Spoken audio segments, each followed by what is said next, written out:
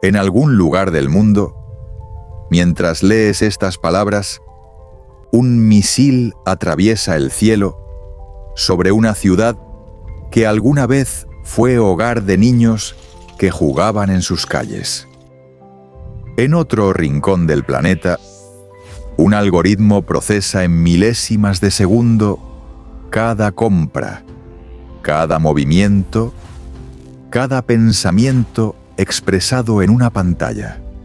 Y en las salas de los organismos más poderosos de la Tierra, hombres con trajes impecables debaten en silencio sobre una moneda digital que lo registraría todo, que lo controlaría todo.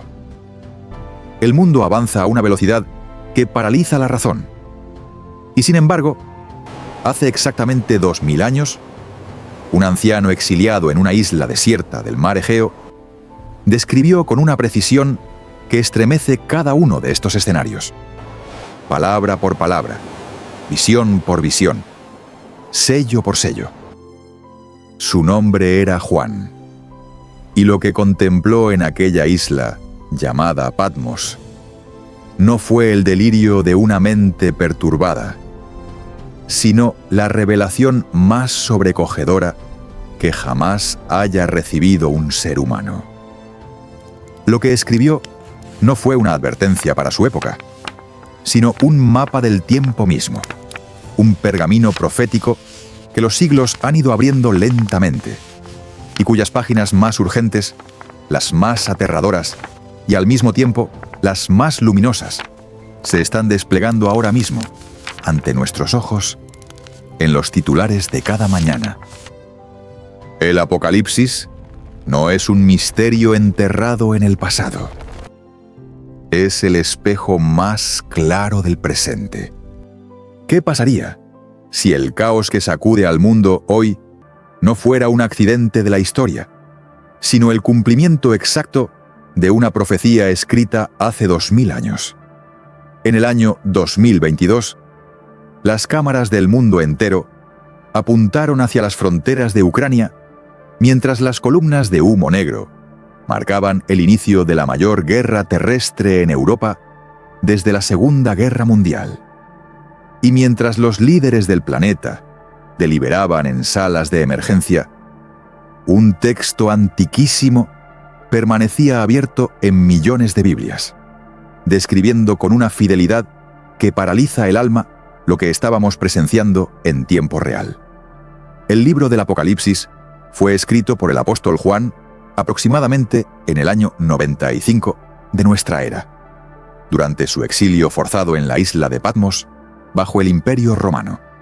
Desde entonces, generaciones enteras de teólogos, filósofos e historiadores han debatido su significado, su simbolismo y su alcance temporal.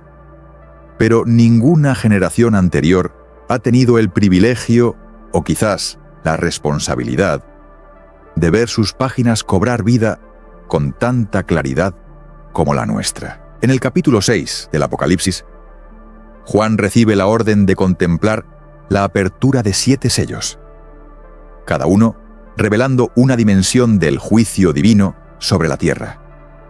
Los primeros sellos liberan a jinetes montados en caballos de colores distintos, cada uno portando un símbolo devastador: la conquista, la guerra, el hambre y la muerte. Esta imagen, que durante siglos pareció metafórica o lejana, hoy se presenta ante el mundo con una literalidad que resulta imposible ignorar. El primer jinete cabalga sobre un caballo blanco y lleva un arco, saliendo como vencedor para seguir venciendo, según lo describe Apocalipsis 6, versículo 2. Muchos eruditos bíblicos identifican en este jinete la figura del poder conquistador, del imperialismo que avanza con una narrativa de paz mientras extiende su dominio sobre las naciones. En el siglo XXI, hemos sido testigos de cómo potencias globales han extendido su influencia bajo el disfraz de la diplomacia, instalando bases militares en más de 70 países y moldeando gobiernos desde las sombras con una eficiencia que haría palidecer a cualquier emperador romano. Pero si el jinete blanco genera inquietud, el segundo jinete desata el terror absoluto. En Apocalipsis 6, versículos 3 y Midaber, leemos: «Salió otro caballo, bermejo, y al que lo montaba le fue dado poder de quitar de la tierra la paz y que se matasen unos a otros. El caballo rojo, símbolo de la guerra sangrienta y abierta, ha encontrado en las últimas décadas un escenario de cumplimiento que sacude la conciencia humana, desde las guerras en Siria, Yemen y Ucrania, hasta los conflictos en el Sahel africano y las tensiones en el estrecho de Taiwán. La paz ha sido arrancada de la tierra con una violencia que los propios líderes mundiales describen como sin precedentes en la era moderna. Según datos de los organismos internacionales más reconocidos, el mundo atraviesa en este momento más de 55 conflictos armados activos simultáneamente, la cifra más alta registrada desde la Segunda Guerra Mundial. Millones de personas han sido desplazadas de sus hogares, y la carrera armamentista global ha alcanzado niveles que muchos analistas comparan con los años más tensos de la Guerra Fría.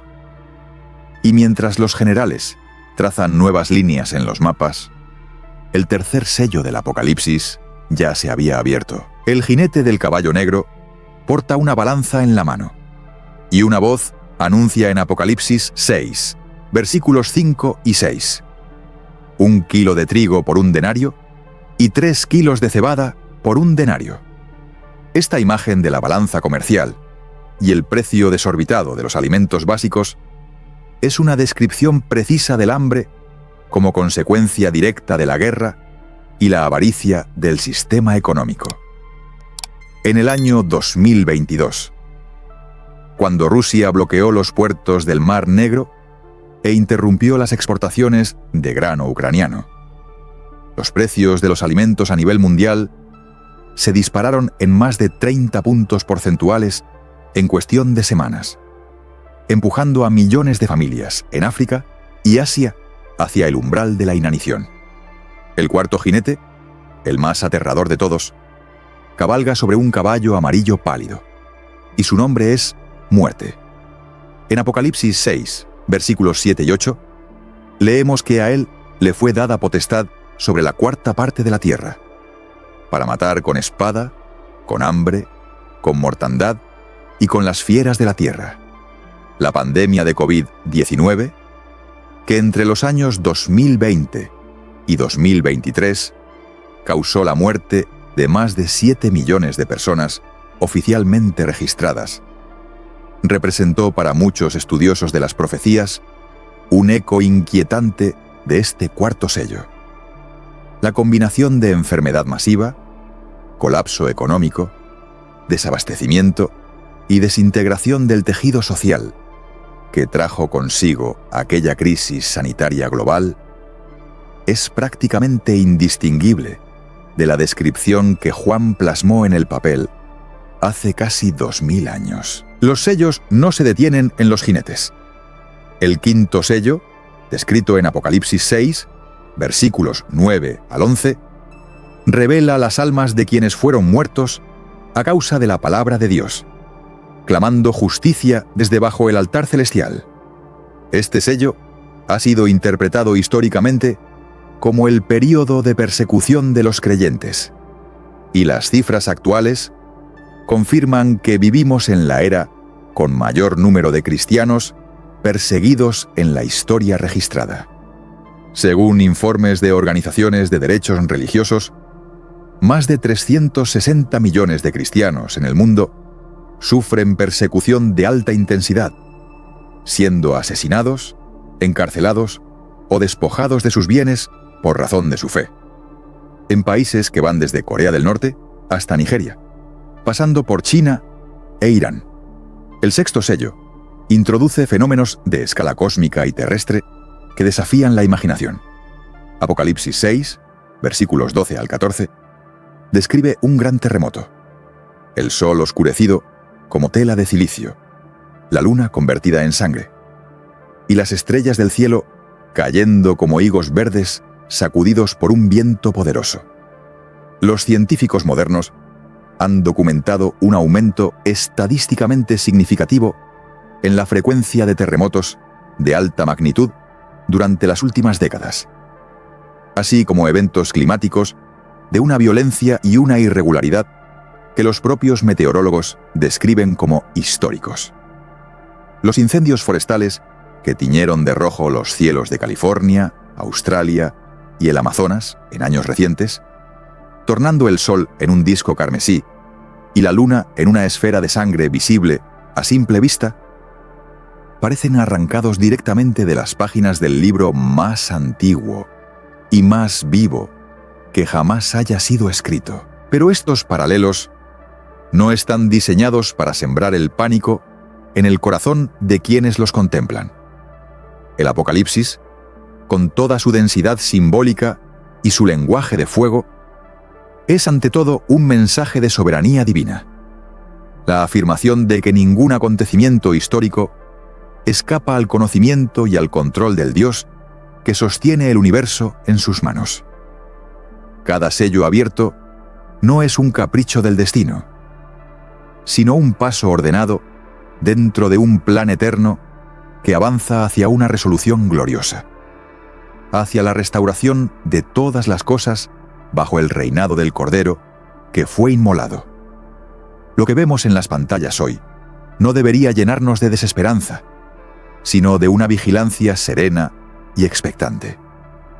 Entender que los jinetes ya cabalgan, que los sellos ya han sido abiertos, nos llama no a paralizarnos, sino a vivir con la conciencia despierta de quienes conocen el final de la historia. La pregunta que el Apocalipsis nos hace no es si el mundo se está derrumbando, sino dónde estaremos parados cuando el séptimo sello sea abierto y el silencio de media hora llene el cielo, tal como nos anuncia Apocalipsis 8, versículo 1. Si este contenido te está haciendo reflexionar, te invitamos a suscribirte a este canal y a dejar tu like, porque lo que estás a punto de descubrir en este capítulo es quizás la profecía más debatida, más temida y más verificable de todo el libro del Apocalipsis. No estamos hablando de metáforas lejanas, ni de símbolos reservados para teólogos especializados. Estamos hablando de una tecnología que ya existe, de un sistema que ya opera, y de una arquitectura de control global que Juan describió con una exactitud que desafía cualquier explicación racional que no incluya la intervención de Dios mismo. Imagina por un momento el año 2023 en China. Más de 600 millones de cámaras de reconocimiento facial cubren calles, estaciones de metro, escuelas y lugares de trabajo. Un sistema de crédito social asigna puntajes a cada ciudadano en función de sus comportamientos, sus compras, sus expresiones en redes sociales y hasta sus amistades. Quienes tienen un puntaje bajo son bloqueados de comprar boletos de avión, acceder a ciertos empleos o inscribir a sus hijos en determinadas escuelas. Lo que para millones de occidentales suena a ciencia ficción distópica es la realidad cotidiana de más de 1.400 millones de personas que viven bajo ese sistema en este preciso momento. Y entonces abrimos Apocalipsis 13, versículos 16 y 17, y leemos: «Y hacía que a todos, pequeños y grandes, ricos y pobres, libres y esclavos, se les pusiese una marca en la mano derecha o en la frente, y que ninguno pudiese comprar ni vender, sino el que tuviese la marca o el nombre de la bestia, o el número de su nombre». Escrita hace 2000 años, esta descripción de un sistema de control económico total, vinculado a una identidad corporal, resulta hoy no solo comprensible, sino técnicamente posible de implementar con la infraestructura digital que ya tenemos disponible en el mundo entero. Pero antes de explorar el sistema, debemos entender a la bestia que lo impulsa. En Apocalipsis 13, Juan describe dos bestias distintas que operan en concierto.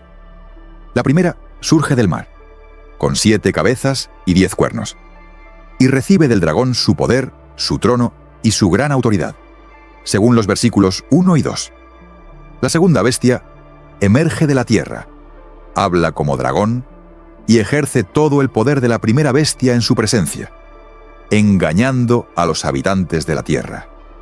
Muchos estudiosos contemporáneos interpretan estas dos bestias como representaciones de un poder político supranacional y un sistema ideológico o tecnológico que lo legitima ante las masas. Lo que resulta extraordinariamente revelador es la escala global de ambas figuras. La primera bestia recibe adoración de toda tribu, pueblo, lengua y nación, según Apocalipsis 13, versículo 7. Esta universalidad del dominio era impensable en cualquier época anterior a la nuestra. Ningún imperio romano, ningún califato medieval, ninguna potencia colonial del siglo XIX pudo jamás ejercer control simultáneo sobre toda la humanidad. Solo en el siglo XXI, con Internet, con las redes sociales, con los sistemas financieros interconectados y con las organizaciones supranacionales como el Fondo Monetario Internacional, el Banco Mundial y las Naciones Unidas, la humanidad ha construido por primera vez en su historia una arquitectura real de gobernanza global.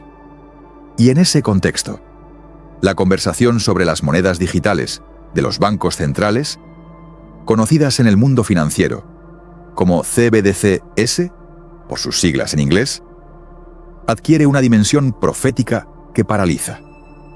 Para el año 2025, más de 130 países, que representan más del 95% del PIB mundial, se encuentran en alguna fase de investigación, piloto o implementación de sus propias monedas digitales soberanas. Estas monedas, a diferencia del efectivo físico, son completamente rastreables, programables y controlables por los emisores. Lo que significa que un gobierno o un banco central podría, en principio, bloquear el acceso al dinero de un ciudadano específico, limitar en qué productos puede gastarlo o fijarle una fecha de vencimiento para incentivarlo a consumir. El número 666, descrito en Apocalipsis 13, versículo 18, como el número del nombre de la bestia, ha generado siglos de especulación. Sin embargo, más allá de la identidad numérica, lo que el texto subraya con mayor insistencia es la función de control económico absoluto que ese sistema ejercerá sobre la humanidad. Nadie podrá participar en la vida económica, comprar alimentos, acceder a servicios médicos o realizar cualquier transacción sin someterse a ese sistema de identificación. Y en un mundo donde la biometría, los microchips implantables, el reconocimiento facial y las billeteras digitales ya coexisten como tecnologías maduras y disponibles, la pregunta ya no es si esto es posible, sino cuándo y bajo qué pretexto ocurrirá. La segunda bestia del Apocalipsis, aquella que hace descender fuego del cielo y engaña a los moradores de la tierra mediante señales prodigiosas, ha llevado a muchos intérpretes modernos a contemplar el fenómeno de la inteligencia artificial con ojos nuevos. En el año 2024, sistemas de inteligencia artificial generativa fueron capaces de crear videos, voces, imágenes y discursos indistinguibles de la realidad humana. Los llamados deepfakes, videos fabricados con precisión quirúrgica, han sido utilizados ya para suplantar la identidad de líderes políticos, manipular elecciones y difundir desinformación a una velocidad que los organismos de verificación no pueden seguir. Lo que Juan describió como señales y prodigios que engañan a toda la humanidad, tiene hoy un equivalente tecnológico que funciona en tiempo real. Pero el engaño no opera solo en el plano visual. la segunda bestia de Apocalipsis, 13 también instruye a los moradores de la tierra a hacer una imagen de la primera bestia. Y esa imagen recibe el poder de hablar y de hacer que mueran quienes no la adoren. Los sistemas de inteligencia artificial, que hoy aprenden a imitar la voz humana, que generan contenidos persuasivos a escala masiva y que son utilizados por gobiernos y corporaciones para moldear la opinión pública, representan una concentración de poder persuasivo que ninguna generación anterior habría podido imaginar. No adoramos estatuas de piedra, adoramos pantallas. Y las pantallas nos dictan, cada vez con mayor precisión algorítmica, qué pensar, qué comprar, a quién temer y en qué creer. Lo que descubrimos al colocar el Apocalipsis junto a los titulares del presente no es una conspiración ni una narrativa de terror diseñada para paralizar a los creyentes. Es, al contrario, la confirmación de que vivimos en los tiempos más documentados proféticamente de toda la historia humana. Juan no tenía acceso a Internet, no conocía la inteligencia artificial, no había visto jamás una cámara de reconocimiento facial, ni había escuchado hablar de las criptomonedas. Y sin embargo, lo que vio en su visión y lo que escribió con su pluma, describe con una fidelidad sobrenatural el esqueleto del sistema que hoy se construye a nuestro alrededor, ladrillo digital por ladrillo digital. Entender esto no debería llenarnos de resignación, sino de discernimiento.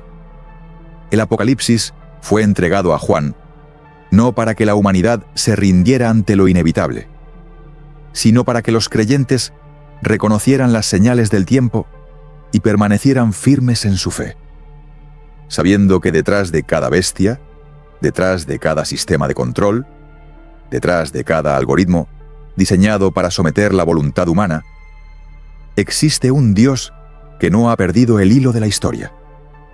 El sistema puede programar monedas, puede rastrear movimientos, puede fabricar imágenes, pero no puede sellar la conciencia de quienes han elegido conocer la verdad. Hay una pregunta que ningún ser humano puede eludir para siempre.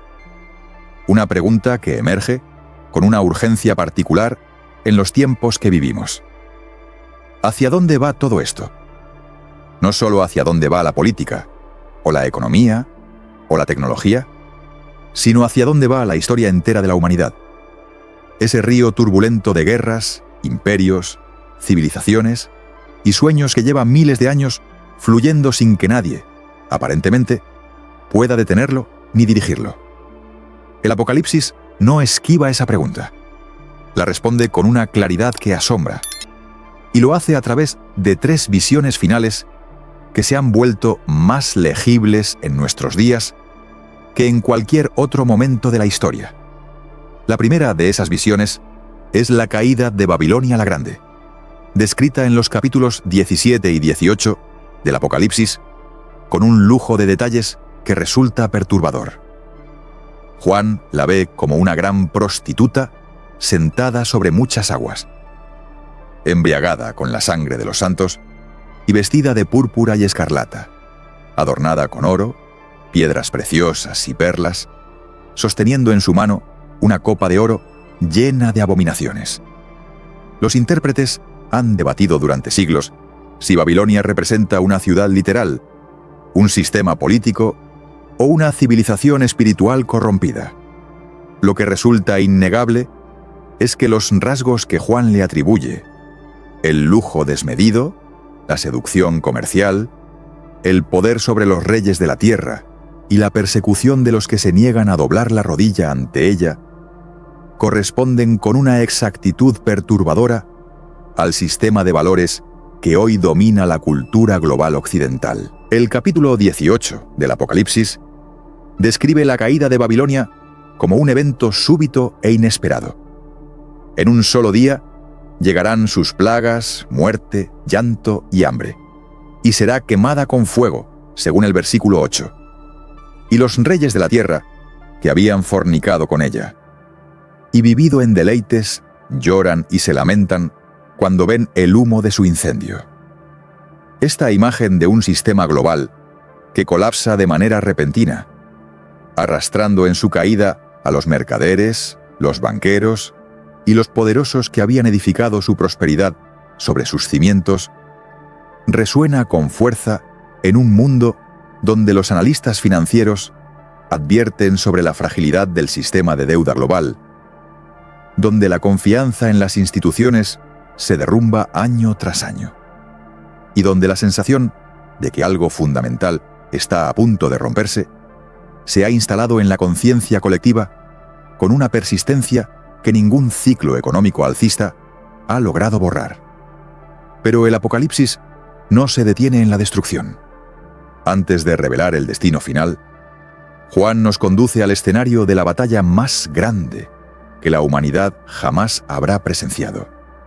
En Apocalipsis 16, versículos 14 al 16, los reyes de toda la tierra son reunidos en el lugar que en hebreo se llama Armagedón, para la gran batalla del día del Dios Todopoderoso. Este nombre, derivado del hebreo Har Megido, el monte de Megido, en el norte de Israel, no es ajeno a los estudiosos de la geopolítica moderna. El valle de Kenreel, que se extiende a los pies de esa colina histórica, ha sido escenario de batallas decisivas desde la antigüedad, y la región de Medio Oriente, que lo rodea, sigue siendo hoy el punto de mayor tensión militar en el planeta.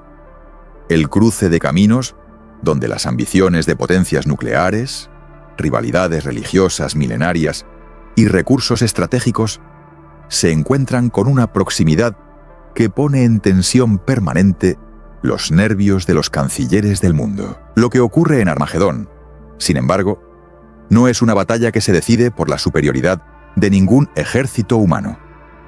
Apocalipsis 19, versículos 11 al 21, describe la aparición del jinete sobre el caballo blanco, llamado Fiel y Verdadero, cuyo nombre es el Verbo de Dios y en cuya vestidura escrita está Rey de Reyes y Señor de Señores. No viene con negociaciones diplomáticas ni con resoluciones del Consejo de Seguridad. Viene con la espada que sale de su boca, que es la palabra irresistible y definitiva del Dios que hizo los cielos y la tierra, ante la cual todos los reinos y todos los sistemas construidos en oposición a su voluntad se deshacen como niebla bajo el sol de la mañana. Y entonces, después del juicio, después de la caída de Babilonia, después de Armagedón, el Apocalipsis nos regala la visión más luminosa y más esperanzadora que jamás haya sido puesta en palabras humanas. En Apocalipsis 21, versículos 1 al, Juan escribe: «Vi un cielo nuevo y una tierra nueva, porque el primer cielo y la primera tierra pasaron, y el mar ya no existía más. Y yo, Juan, vi la santa ciudad, la nueva Jerusalén, descender del cielo, de Dios, dispuesta como una esposa ataviada para su marido.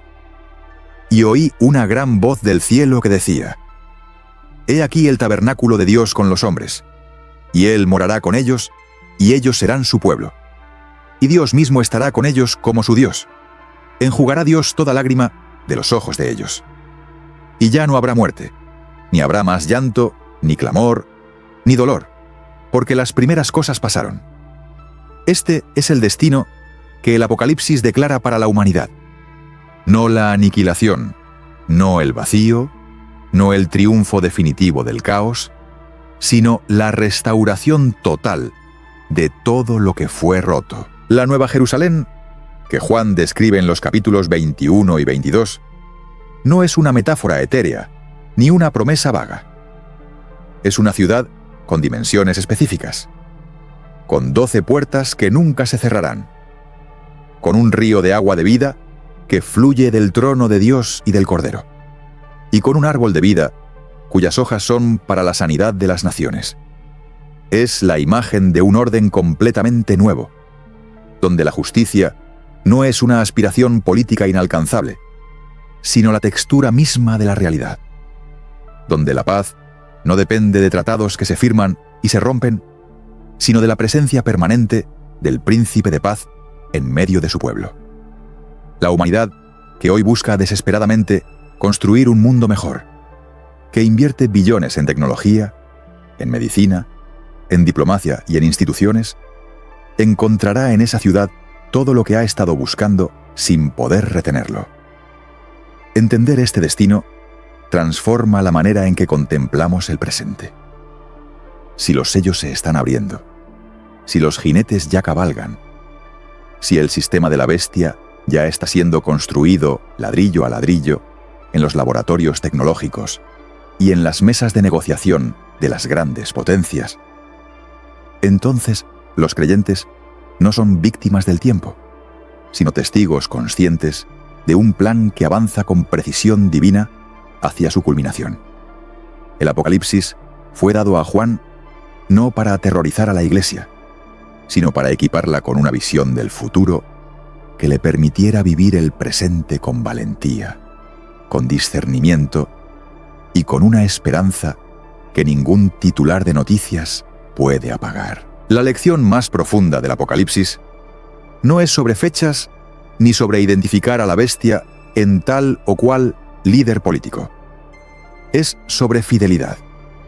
Apocalipsis 2 y 3 están llenos de cartas a comunidades de creyentes que enfrentaban presión, persecución, compromiso con el mundo y tentación de abandonar su primer amor. Y a todos ellos, la voz del resucitado les dice lo mismo: al que venza, al que persevere, al que permanezca fiel hasta el final, le daré de comer del árbol de la vida. Le daré la corona de la vida. Lo haré columna en el templo de mi Dios. La promesa no es para los que entiendan todos los símbolos, sino para los que permanezcan firmes cuando todo a su alrededor tiemble.